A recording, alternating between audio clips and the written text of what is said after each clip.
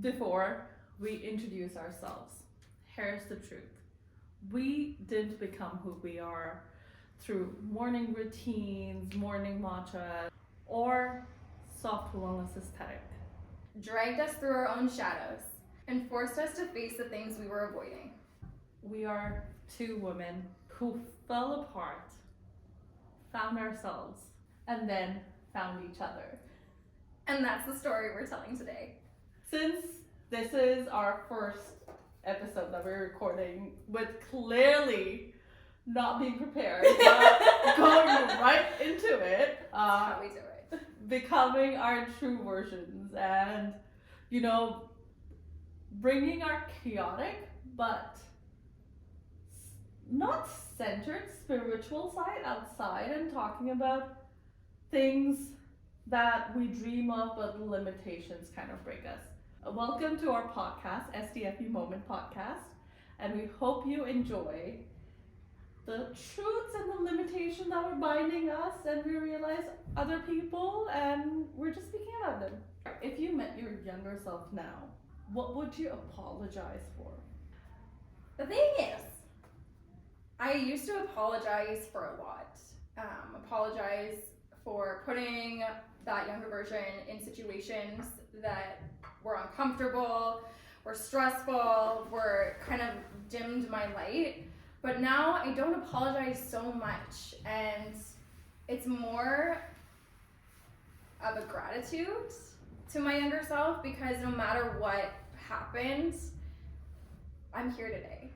So I don't know that I would apologize to her for anything other than, actually I will say this, other than for playing smaller than you could have. Oh, that's so true. Because I'm grateful for that little girl. I'm grateful for every past version of me, because I wouldn't be here today. There was some really hard stuff, and we'll get into that in many of the episodes, but I don't apologize. We did it. We got here. But now to think of it, had those experiences not happened, Yeah. we wouldn't be here. No. Our origins. No. Because every stumble, everything that I could apologize for, I would be a different person if those things didn't happen. If, I protected a little harder, if I was a little smaller, Mm-hmm. I wouldn't be doing the big things that I'm doing today, like starting this podcast, like connecting with another soul that is so aligned and ready to break free from those limitations that we told ourselves. So that was what I would apologize for, but no, I don't apologize. I don't. Growing up and being mature is when you start analyzing that the other person who might have hurt you or something, they might be going through something too. It's the lie you lived under for years. Oh my god, which one? You can pick a few. There's okay, so if I'm being very honest, as a woman, you've been told so many things. There's always this restriction. We're always trying to create the space for other people, and it's hard to put ourselves in that front line because we've been told don't be selfish. But I feel like if you're not standing up for yourself and you're not filling your own cup, that isn't fair to you, and that's not why you chose to come to this world. No. Not at least not to be in this box and contained. No. No.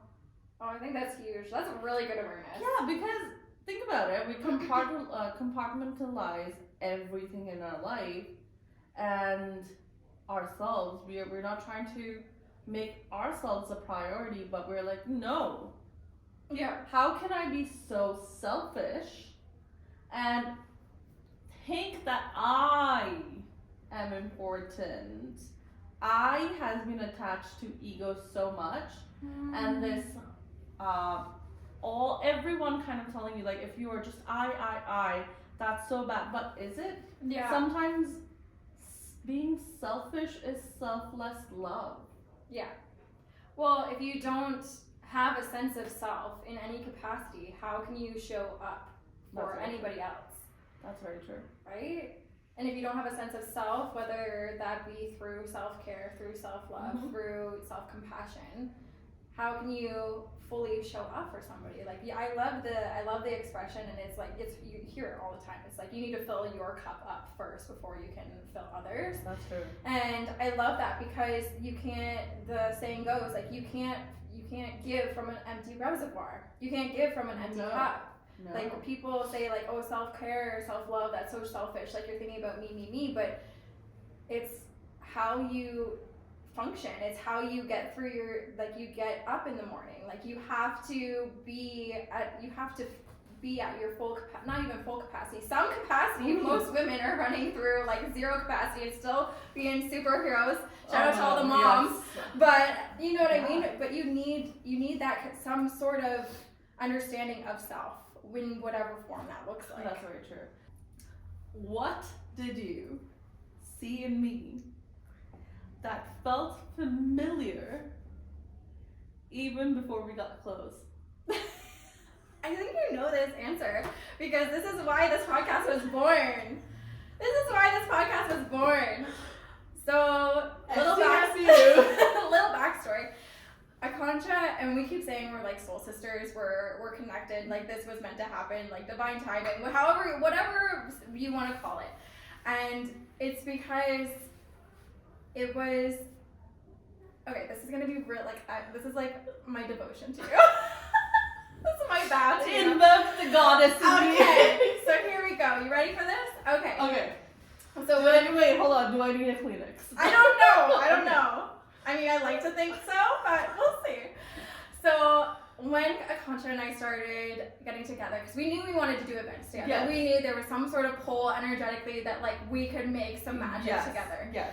And I think what it was is we were talking, and we kept saying like our goals, and we're playing this little game now that like if you're having a moment where you're in your head and the excuses are getting loud and the ego's getting, you know, a little bossy, a little protective, trying to keep you small, we text each other. And the one, all it takes is one little text. And Akanksha, what does that text say? STFU. Yes. Every morning, the plan was to send each other Yeah. that text every day. Yeah. But it fell apart. Yeah. But it still comes through when we need it. Exactly. Divine timing. And so I think the biggest thing about the STFU little phrase for us is the fact that like we are done playing small. Like we're done with the limitations. That doesn't mean the limitations are done with us. Like they're very much prominent. But the principle behind it is that it's not stopping us anymore. It's not going to, you know, stop us in our tracks. We're not going to stay stagnant. We're not going to, you know, be in that comfort bubble, because we know that the dream is much bigger and it's outside of that bubble. And when we have each other, what drew me to you, you know this, what drew me to you is not only that energy, but just the fact that like when I'm like, I want to make X amount of dollars a month, and you're like, girl, I want to make that in a day. And I'm like, oh, oh, okay, then I'm thinking too small. And that's, I feel like everybody needs an Akanksha, so if you're here, you're in the right place. I feel like from that moment, like we knew, like we're going to be in each other's lives, we're going to be creating big things, whether it be together or separate, or we're just going to be there for each other. And I think for me, like I was craving that. Like I was craving this sense of community, this sense of like, you know, just, I was going to say a buddy, but that seems like minimizing. Like this pal, this buddy. No, this soul sister. Thank you. This soul sister that's like, okay, like I see you, like you see me. Like, and I love that when I feel authentically me when I'm around you. Aww, and yeah, I'm going to be super sappy. And it drew me because like I don't have to hide behind excuses to stay small. I can be seen and be authentic. I can be, you know, grow bigger. I can, you know, see the vision and be told to amplify it. You know, put that thing under a magnifying glass and grow it like 3 times that size. But I feel like That's so true because we all need that. We We all all need that. need someone to take us out of that ditch and be like, no, Yeah. you can do much better. Because I have realized this happening where not a lot of people believe in my dreams, and I've become this version of me where I'm like, okay, cool, good for you. If your thinking is so limited, you can keep it to yourself and you can say it out loud, but I'm not going to let that insecurity of yours that you're projecting onto me let me affect me, because I want to grow and I want my sisters, all of the women,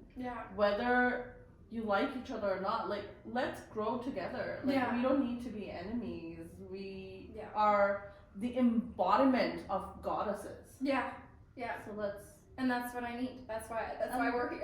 But I feel like you do the same for me. Like, I text you randomly from Toronto when I'm not feeling good. Like, Christy! And then you message me back, like, even if it's at 10 p.m. Yeah, we have each other's backs, and I think in today's world, it's very hard. Well, I shouldn't say that. I don't like saying things are hard, because, like, that's me like, amplifying that. Yeah, it's not hard. It just took time. And I'm so glad that it did. I feel like this is perfect. Doug, you're absolutely right. I mean, to think about it, I never lived in Muskoka. I only moved here, 2-3 years ago? I had no idea who Christy is, first of all, until one day our common friend told me, hey, I want you to meet Christy. She's a yoga instructor, and you know, we could do a retreat together. And then Christy was here in a few days, and that's when we met. Yeah. And randomly I pulled up her chart. Yeah, and we found out a lot, actually. So I think, like, we were supposed to come together, be connected, perfectly. and I'm so happy that you're such an integral part of my life. Thank you. I'm so happy to be here. Thank you. What version of you did the world prefer that wasn't actually you? Oh, easy. So easy. The quiet and the understanding. Yep. And someone who would limit herself. And you know, I always, that version is very comfortable for a lot of people. And you know what? I totally would do this, where I would walk in the room and you would come and you would tell me, like, hey, Kaksha, you know, you need to do this and this is what we don't like. And I'm like, oh, okay, like, I'll change it for you, or I'll try to make you comfortable. And I'm not going to ask those questions, or whatever you say, I'm going to take it personally because I'm so fragile. But now I am much more, like, I used to be like that when I was a child, and now I'm learning that back. I'm going to ask you questions. And I don't care if you don't like it, or if you're not comfortable with those questions. You can choose to walk out, but I'm not going to lessen myself or lower myself to make you feel comfortable in the conversation that is not even about you. Isn't that the truth? Hell, excuse me, what? No, I love that so much. And that goes back to, like, when we found each other, like, we feel so self-expressed. We don't feel like we have to dim our light. We don't have to feel like we have to make excuses for the things we want and desire in this lifetime. I think that's, like, that is one of the biggest, and I feel like everybody relates to that. Like, thank you for saying that, because there's so many people walking around, and what do we call that? People pleasing. I think it kind of stems, if to my understanding, okay, it kind of sort of stems from trauma, and I feel like a lot of millennials are going through it, because I think our parents were the first generation of parents when both of them were working. Yeah, that's true. And you know, we had to fetch for ourselves for different things and take care of us, our siblings, and understand ourselves. So that people-pleasing part just became our identity, where we're like, no, but I want love from you, so I'm gonna do anything. Yeah. Because I want you to feel comfortable. And what about me? Yeah, like, kind of put yourself on the back burner. Yes. Yeah. No more. No more. What was rock bottom for you, the moment you couldn't pretend anymore? Which one? No, I shouldn't Tell say me that. all, sister. I think this is what my book is mostly about, and this is the one I tell because I feel like it's the biggest, not even transformation, but just the biggest self-awareness that I've had. And so in my book, I talk about how I've suffered with anxiety and depression in my early 20s, probably late teens, early 20s, and it was a lot, really dark time for me. I couldn't see any good. I couldn't, and I think it goes back to self-love in the way that like I couldn't choose myself. I couldn't love myself. I couldn't be there for myself. I couldn't take care of myself. I couldn't be out in the world and be myself. So it was a lot of people pleasing. It was a lot of playing small, but it was mostly thinking the whole world's against you.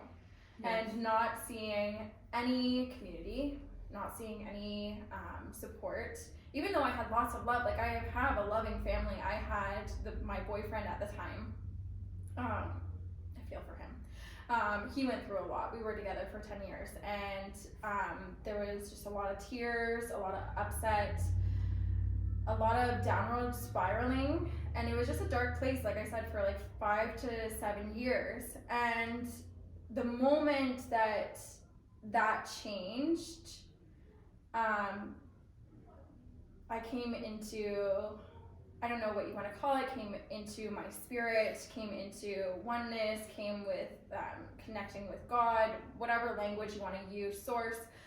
I had a moment where I was wanting to end it. Like I didn't want to go on. And so in that moment, I didn't know what I was doing. I just knew that I couldn't do this another day. And in that moment, as I was going to the Checkout Canada with an armful of medications, I don't know what I was doing, but I'm crying, my whole body's vibrating. And I just had this moment of like, and you're probably gonna laugh, like this is gonna sound so weird. This moment of, go to the book section. I know, weird, right? And as a person, I love reading. Like reading's like been my, like my escapism's like everything. So I go to the book section, and there's this book that I was working with a counselor on, and that they've been trying to get, but everywhere I went, they was sold out. Like you could not get this book anywhere. Amazon wasn't like a big thing like back then for me. Like it was still like a little sketchy. Like is it a scam? Like anyways, so this book was at this store, and I put down all the smorgasbord of pills, and I grab this book. I check out, and I go home. I read this book in its entirety. And it's the Fourth Agreements by Don Miguel Ruiz. Okay. And that book, I say, saved my life, because it wasn't just a book about like these 4 agreements with yourself. It was a book about choosing your peace for me, and how I was looking for that peace. I had always been looking outside of myself, looking for the next best thing, like looking for like other people to validate, looking, all these things. And I go into a little bit more detail in my book, but it was okay, how am I going to get this peace back? Like, how am I going to choose myself day in and day out? Because if I don't choose myself, then I'm choosing everything else, all the noise, all the like craziness going on in my head, and I'm not going to make it another day. So that was the biggest rock bottom for me. It was, okay, I'm either going to let myself drown in this, or I'm going to choose how to fucking swim. I love that. Question. When did you realize that this wasn't just friendship? It was a soul contract energy. Oh my god. The moment she said I want to do podcast. Was like, hey, yes, I have someone to record a podcast with because. Oh my god! So you had been wanting to do a podcast for years. I had been wanting to do podcasts for years, and every time I would get around people, and they would be like, "No," or "This is." You know, everyone has different priorities in life, and they're busy in their lives, and I was too afraid of starting something by myself. Right. Because what am I talking about? Yeah. To the mirror, to myself? Yeah. Like, I don't know. But the conversations and the easiness of that conversation felt so easy. Yeah. And I mean, we practice the same healing modality, but different versions of it. Like, you do yoga, I do Ayurveda, and they're like two soul sisters. Yeah. And the conversation has always felt so great. Even that STFU message or having that person who you can talk to about anything and everything, I think that has been the truest blessing. And we live so close by, and then it just, I think that easiness has to be the one for me. Like, I'm trying to put in more words, but I'm like, in my head I was like, no, shut up. It's the easiness. It's easiness, and you both are so compassionate, and you want to cover the same topics. You've gone through similar experiences in life, and that willingness to help other people and uplift other women is when I knew that this was a soul contract, and hence we are soul sisters. And we came with this vision to do this because everyone's so busy in their day-to-day lives. She has so many clients, I have studies and other things, but yet, you know, even in this 3 weeks, we wanted to record this much sooner. But there were so many hurdles in between, but we've been so patient and so calm throughout the whole process. And I think that understanding plays a huge role too, because if it had to fall apart, it would have. But clearly, STFU Moment Podcast. Baby. I feel that to my core, just the alignment, the connection we have, the easiness of everything, like you said, just the similarities in what we do. I knew it. What part of your healing was most humiliating, and what was the most humbling? Oh my god. Or humbling, sorry. Humiliating or humbling. I feel like I'm still healing, and it's a lifelong journey. But the way this year has humbled me down. Oh my god. Started so great. I went to India for some training to spend time with my bestie. And when I came back, I remember I was telling everyone that met me, they were like, oh, your energy feels different. You feel so much better. And I was like, yes, because that is what my body needed emotionally, mentally, and spiritually. Like, I felt spiritually healed because I was in Rishikesh, which is known as the city of Ganges or the land of gods. Okay. So, very spiritual city. No meat, no nothing. I had a very nice, humbling food over there that I was making. It was really nice as an experience, right? Coming back, I thought that I would change everything. And I want to do this, I want to do that. And I had big visions, big goals. And not realizing that it's only me that's running, and my body shut down. I was sick for the longest. Came back, made some money, and the way the economy died, the whole spa shut down, kind of in the sense. But I was still healing. I was still not feeling well. So I think that was also a way for the universe to be like, your priority should be you, because physically I wasn't feeling well. And there was a lot that was going pressure-wise through family and friends, and to achieve. I think family and friends come way later. I think my own pressure that I was giving myself, that I need to achieve everything, and this is what I want to achieve by the end of the year. This is what I want to do. But sometimes you have to really take in that everything happens in the divine time. Yeah. And I have been someone with ADHD and other parts of my brain going like, no, I want to do this. Oh, why is this not happening? To becoming this version and understanding that you just need to have that destination in your mind of where you want to be. Yeah. But don't make the path. Yeah. Because the reality of you kind of mapping the journey down and what the actual journey would be is so different. Yes. And I'm learning to enjoy this journey from taking those restrictions and controlling that, where I can only be stuck in one location and I'm going to do this, to now becoming a version. No, I like traveling. So if I have the opportunity to go to Toronto and open an office, I'm going to go do that and hustle. If I get the opportunity in Huntsville, Parrystown, wherever it is, I love being on the road and helping other people and being this version of me where I am limitless. Yes.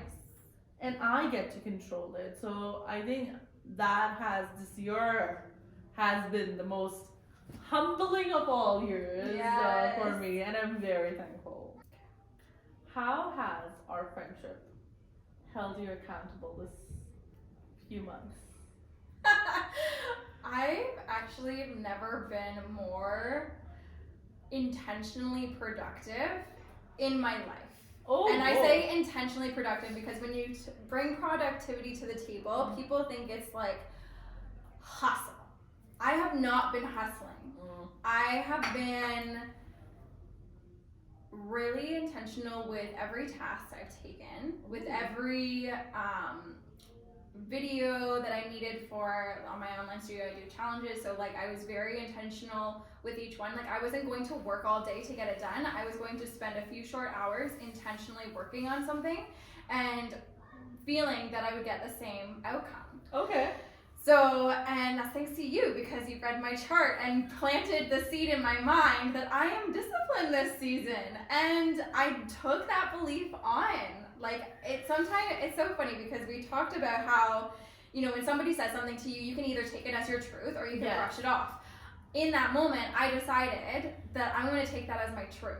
And I could have brushed it off. I could have continued on with like my hustling and like doing, this exhaustion thing that I've been doing for the past year and a half. But now I decided to take this discipline era that I'm in, whatever you want to call it, and put it to work. And it has been the most like fulfilling couple of weeks. So thank you, I love that. I think you're so right, because if I were to put it down into my life, that's true. Like, it's work smart, not hard. Yeah, and that's what it is, right? That's exactly, working smarter is backing your action up with the intention that you want from it, or the intention that you want to get out of it. And I think it's been really powerful for me. So you're saying the STFU truth moment is that healing doesn't make you prettier? It makes you honest? It makes you honest. Okay. No. What do you hope this podcast wakes up inside other women? Be limitless, be you, take authority, take action, because your dreams will come true if you take that initiative. And if someone is telling you that your ideas and your dreams are too big, tell them to shut the F up. Yes.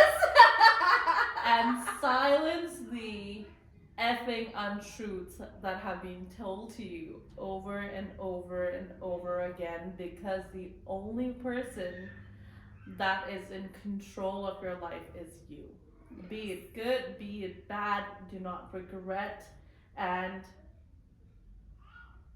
take that power back. I Yes. think that's like one of the biggest things for me is I want for women to not lower themselves and to realize how like I wouldn't say patriarchy is the worst thing, but they have told us so many lies Yeah. to be in control, and as woman, that mother, that embodiment of goddess, that in Hindi we call it Shakti, the power, Yeah.